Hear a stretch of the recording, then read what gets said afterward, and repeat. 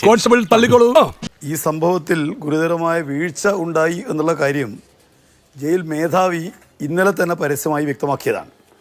ഇന്ന് ബഹുമാനപ്പെട്ട മുഖ്യമന്ത്രി വിളിച്ചു ചേർത്തിട്ടുള്ള യോഗത്തിലും അതീവ ഗൗരവതരമായ ഒരു സംഭവമാണ് ഉണ്ടായിട്ടുള്ളത് എന്നുള്ള കാര്യം കൃത്യമായ നിലക്ക് തന്നെ ചൂണ്ടിക്കാട്ടിക്കൊണ്ടാണ് മുഖ്യമന്ത്രി പറഞ്ഞ കാര്യം ഉൾപ്പെടെ ആ ഫേസ്ബുക്ക് പോസ്റ്റിനകത്ത് വന്നിട്ടുണ്ട്.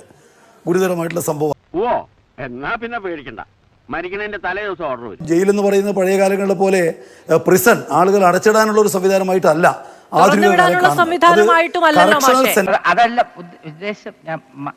അല്ല. അപ്പൊ അതുകൊണ്ട് അതെല്ലാം വളരെ ഗൗരവതരമായ നിലയിൽ തന്നെ കണ്ടുകൊണ്ടുള്ള ഒരു നിലപാടാണ് ഈ കാലമത്രയും LDF-ന്റെ ഗവൺമെന്റ് എടുത്തിട്ടുള്ളത് എന്നുള്ളത് നിങ്ങൾക്ക് കാണാം. ഉദാഹരണത്തിന് ഈ ഗവൺമെന്റ് അധികാരത്തിൽ വരുന്ന 2016 ജയിൽ വകുപ്പിൽ ആകെ ഉണ്ടായിരുന്ന എക്സിക്യൂട്ടീവ് എന്ന ഒരു നിലപാടല്ല എന്ന് നിങ്ങൾക്ക് കാണാം എന്ന് പറയുമ്പോൾ ഞങ്ങൾ കാണുന്നത് എന്താണ് എന്നതൊരു പ്രശ്നമുണ്ട്. മാധു, ഞാൻ ചോദിക്കട്ടെ, ഇപ്പോ മാതൃഭൂമി എന്ന് പറയുന്ന ഈ ചാനൽ എല്ലാ ദിവസവും ചർച്ച നടത്തുന്നുണ്ട്. നിങ്ങൾ ഗവൺമെന്റ് കൈകാര്യം ചെയ്ത ഏതെങ്കിലും ഒരു നല്ല കാര്യത്തെ സംബന്ധിച്ച് ഈ കഴിഞ്ഞ ഒരു 4 മാസത്തിനുള്ളിൽ ഒരു വിഷയം ചർച്ച ചെയ്തായിരുന്നു പറഞ്ഞിട്ട് ഉണ്ടാവില്ല. പക്ഷേ വിഷയമില്ലാത്തൊരു ദിവസം തന്നാൽ മതി. ജനങ്ങളെ നേരിട്ട് ബാധിക്കുന്ന പ്രശ്നങ്ങളില്ലാത്തൊരു ദിവസം കൂടി ഉണ്ടാകണമല്ലോ. കേരളം പോലെ കിടക്കുന്ന ഈ 3.5 കോടി ആളുകൾ താമസിക്കുന്ന ഒരു സംസ്ഥാനത്ത് ഒരു പ്രശ്നമില്ലാത്ത ഒരു ദിവസം അങ്ങനെ ഉണ്ടാവുമോ? പ്രശ്നം ഉണ്ടാവുമല്ലോ. ഞാൻ പറയുന്നത് ഈ ഗവൺമെന്റ് ചെയ്തിരിക്കുന്ന 100,000 നല്ല കാര്യങ്ങളുണ്ട്. കേന്ദ്ര ഗവൺമെന്റ് ഈ കാലത്ത് 26 കാര്യങ്ങളിൽ 1ാം സ്ഥാനത്ത് കേരളമാണെന്ന് പറഞ്ഞു. ഒരു വിഷയം നിങ്ങൾക്ക് ചർച്ചയായില്ല. കവി തല്ലുവാങ്ങിയിട്ടേ പോകുന്നു. ചർച്ച ചെയ്യുന്നുണ്ട്. ഇപ്പൊ ഈസ് ഓഫ് ഡൂയിങ് ബിസിനസ്സുമായി ബന്ധപ്പെട്ട് ചർച്ച നടത്താമായിരുന്നു. നമ്മൾ 1ാം സ്ഥാനത്താണെന്ന് സർക്കാരും മന്ത്രിയും അടക്കം എല്ലാവരും പറഞ്ഞു. പക്ഷെ കേന്ദ്രം വന്ന് പറഞ്ഞപ്പോൾ അങ്ങനെ ഒരു സംഭവമേ ഇല്ല, അങ്ങനെ ഒരു റാങ്കിങ് ഇല്ല എന്ന് പറഞ്ഞു. അപ്പോഴാണ് അതുമായി ബന്ധപ്പെട്ട് ഏതോ ഒരു മാനദണ്ഡമാണെന്ന് പറഞ്ഞത്.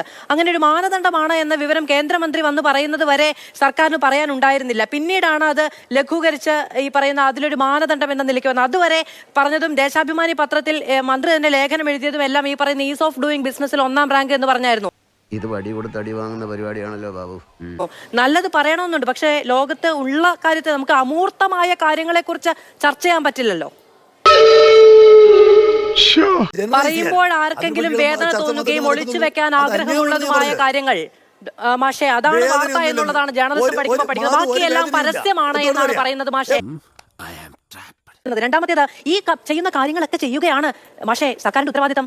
ഈ ചെയ്യുന്ന കാര്യങ്ങളൊക്കെ ചെയ്യുകയും അതിനൊപ്പം ഇത്തരം വീഴ്ചകൾ ഉണ്ടാകാതെ നോക്കുക എന്ന് പറയുന്നത് അതിനുള്ള ഇച്ഛാശക്തി പ്രകടമാക്കുകയും ദീർഘവീക്ഷണം പ്രകടമാക്കുകയുമാണ് സർക്കാരിന്റെ ഉത്തരവാദിത്തം. ചെയ്യുന്നതെല്ലാം കേമം എന്ന് പറഞ്ഞാൽ പോരാ. വീഴ്ചകൾ ഉണ്ടായിട്ടുണ്ടെങ്കിൽ അതിന്റെ ഉത്തരവാദിത്തം കൂടി ഏറ്റെടുക്കേണ്ടതുണ്ട്. ഇപ്പോ നമുക്ക് CCTV വെക്കാം, നമുക്ക് പ്രത്യേക സമിതി രൂപീകരിക്കാം, നമുക്ക് എല്ലാം ചെയ്യാം. ഭരണപരാജയം എന്ന വാക്ക് ഉച്ചരിച്ച് പോയാൽ ഒരു നിമിഷം അതിന്റെ പരിണിത ഫലം എന്താണെന്നും ആക്രമണം എത്രത്തോളമാണ് എന്നും എനിക്ക് വ്യക്തമായി അറിയാവുന്ന ഒരാളാണ്. പക്ഷെ ഞാൻ ചോദിക്കുകയാണ്, ഭരണപരാജയത്തിന് എന്ത് ചെയ്യും, എന്ത് പരിഹാരം ചെയ്യും? AI സർക്കാർ ഉണ്ടാക്കാൻ പറ്റില്ല പക്ഷേ നമുക്ക് AI ക്യാമറ വെക്കാൻ പറ്റുള്ളൂ ജയിലിൽ.